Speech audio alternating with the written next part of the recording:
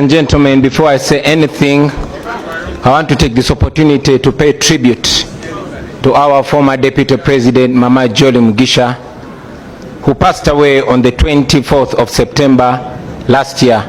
Today is exactly 1 year since we lost Mama Jolly. Mama Jolly was always a pillar of strength and courage within us. We strongly believe that today has fallen on this day not by coincidence. Maybe there's a message that we are getting from the Almighty. Mama Jolly, rest in peace. We shall make you proud. We shall never give up your dreams.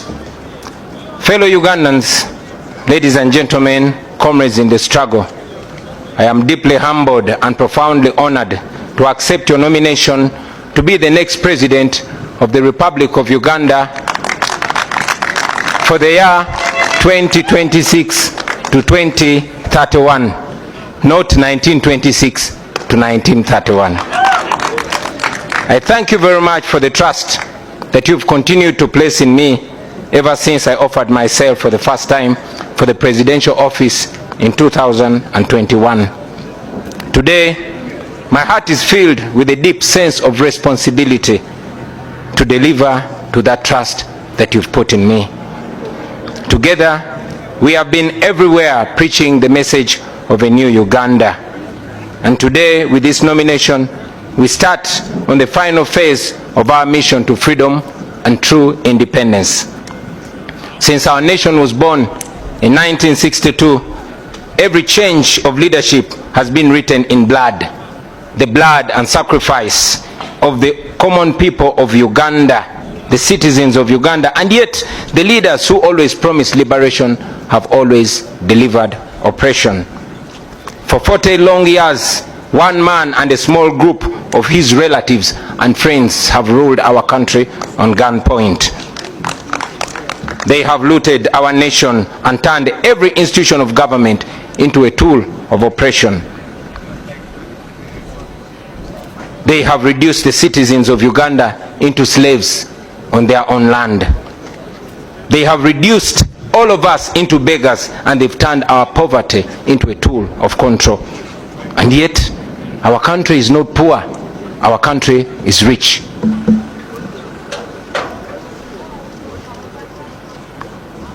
Our country cannot fall down. Our country will stand firm.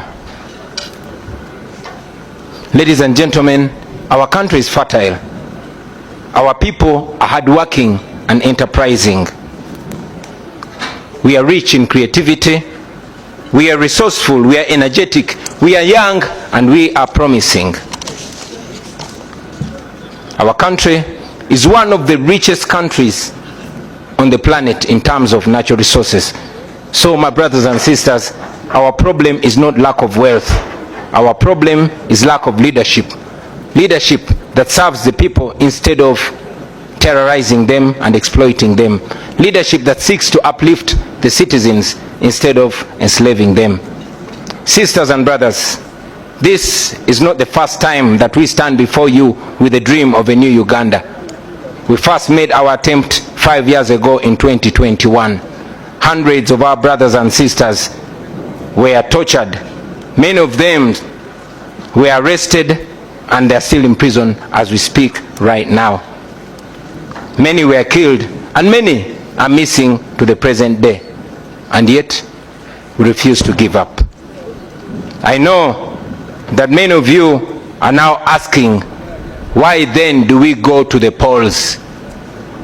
Why do we risk the tear gas, the bullets, the prisons, the torture chambers, the death, and all the mess that is awaiting us?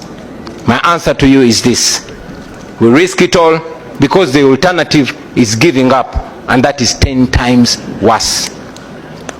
If we give up now, we shall have no moral authority to complain about what happens next. If we surrender now, that means that the fighting spirit of Rita Nabukenya, of Frank Senteza, of Yasin Kauma, and many others has been defeated. It means that they died in vain. It means betrayal. Betrayal of the comrades who have spent years in prison, counting on us who still have our little freedom to continue fighting for their freedom. Therefore, ladies and gentlemen, no matter what happens to us, we must keep moving forward. Even if somebody tells you that our chance to freedom is only 1%, let us take that chance and fight. We have always been telling you about the protest vote, and today, let me use this opportunity to break it down in more detail. We have voted before. We have won elections before, and we have been rigged before. But the election this time is no usual election, brothers and sisters. We are going into this election as a way of protesting against the injustice that has been occasioned to us for the last 40 years. We are protesting, and the protest begins now. We must use this election season to rally the people of Uganda, to express their anger and to express their hope at the ballot box.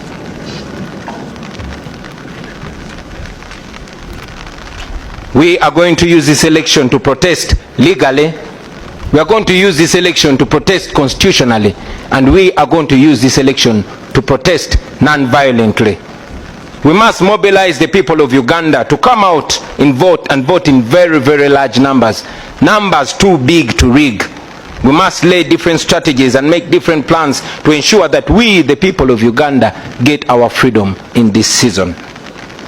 Now, to our brothers and sisters in the diaspora, you, brothers and sisters, the Ugandans in the diaspora, you send so much money. You send more than $2 billion back to Uganda every year. In real sense, you are the biggest investors in Uganda.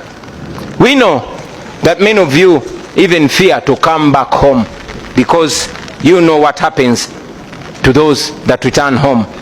Many of you don't risk the brutality. We know that Ugandans like Sam Mugumya, who returned from a Congolese prison, was abducted weeks ago, and up to now he's missing. Nobody knows where Sam Mugumya is. We know Robert Kayingo Ruja, a lawyer who was recently abducted from the airport, kept incommunicado for a month before being forced back in exile without even stepping foot in his house. The examples are many, ladies and gentlemen, but I tell you, my friends, we are fighting so that you can return to your home, to your families, to freedom and dignity. We are fighting so that you are received with roses and not handcuffs. We fight so that Uganda can give your children the chances and opportunities that you never got. That is why we fight. Now to General Museveni.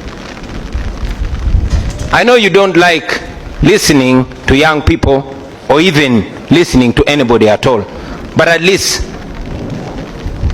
listen to your friend and bush war comrade General Kainda Otafire.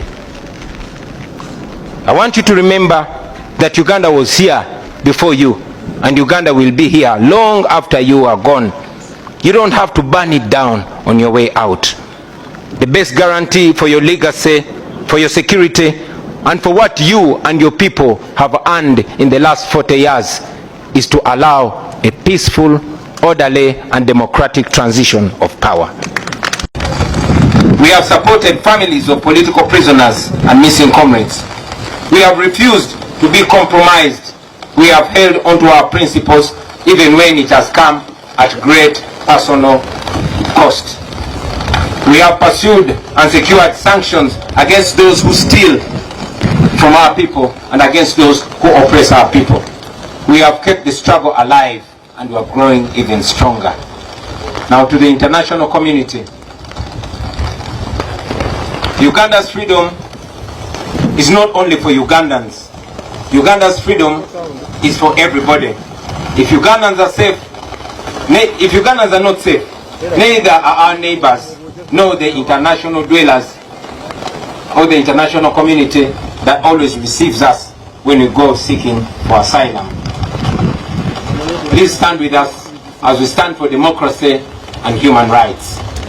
Now to our senior comrade, Dr. Kiza Besigye, to our brothers Alex Waiswa Mufumbiro, Comrade Bobi Wine, Eddie Mutwe, Achileo Chivumbi, Machete, Gaddafi, and all other political prisoners. We honor you, we think about you, we pray for you, and we are fighting for you. To your families and every Ugandan that has been affected in this struggle, please don't lose hope. Your suffering will never go in vain. Now finally, to the comrades that I will be moving with on this campaign trail, the foot soldiers, the ordinary citizens of Uganda who have nothing else to offer to their country but their selves, their bodies. First of all, I thank you, brothers and sisters. We have stood together through the tear gas, through the bullets, through the beatings, through the abductions, through the courts, through the prison walls, and through the funerals. You have been my shield. You have been my eyes. You have been my courage. You have been my strength. You have been my friends, my true friends. Today, as we go into what is likely to be an even more violent campaign, I will be relying on you, my friends. We are embarking on a long walk to freedom. Whatever lies ahead of us is going to test everything that we are and everything that we stand for. But I guarantee you, brothers and sisters, freedom will come at the end of the day. Because after all, freedom never comes easy. Our grandparents shed blood for the independence of this country 62 years ago. Our parents shed blood for what they believed was a liberation 40 years ago. Our comrades in this very generation are in prison for this very struggle. They've shed blood for this struggle. Many of them are missing and they don't even have graves for this struggle. Let us carry them in our hearts. Let us carry them in our minds. Let us do this in their name. Brothers and sisters, the same courage and discipline that has kept us going since 2017 should be the same courage and discipline to carry us through this campaign. Your duty in this campaign, I must remind you, will not be to protect me. Yes, your duty in this campaign is not to protect me. It is to protect yourselves. It is to protect each other. It is to protect those ordinary people that come to support us on our rallies. I request you to be vigilant in every village that we shall enter and on every rally that we go to. Please be very solid and be very sober. Please be very calm and be very disciplined. Hope for the best, but prepare for the worst. Be careful, but don't show fear, because this regime wants us to be fearful. My brothers and sisters, I want you to understand what we are fighting for. We are fighting for a better Uganda. We are fighting for the farmers, for the border riders, for the young graduates who have no jobs. We are fighting for the ghetto people, those ghetto youth whose future is being stolen away in exchange for a few shillings. We are fighting for the ordinary children whose future is empty and we want to give meaning to. We are fighting for those police officers who are ordered to brutalize you because you are fighting for their children's future, and afterwards they have to return to their uniport, to an empty house, to children with no school fees, and to a family with no health insurance. Please don't look at them as your enemies, because they are not your enemies. They are victims too. They also wish that things can change someday. Brothers and sisters, if we succeed, this country will be free and things will change forever. It will never be the same again. Unfortunately, we'll ever believe that we did our best. That will mean that we are condemning our children, those that are born and those that are unborn, to slavery. And that is not what we should be doing. Therefore, brothers and sisters, failure is not an option. We must get our freedom, or at least die trying to get our freedom. I don't know how much danger is awaiting us on this campaign trail, But I know that we are going to keep moving with hope and faith. We are carrying the hope of our entire generation, a hope of millions and millions of Ugandans. Brothers and sisters, I want you to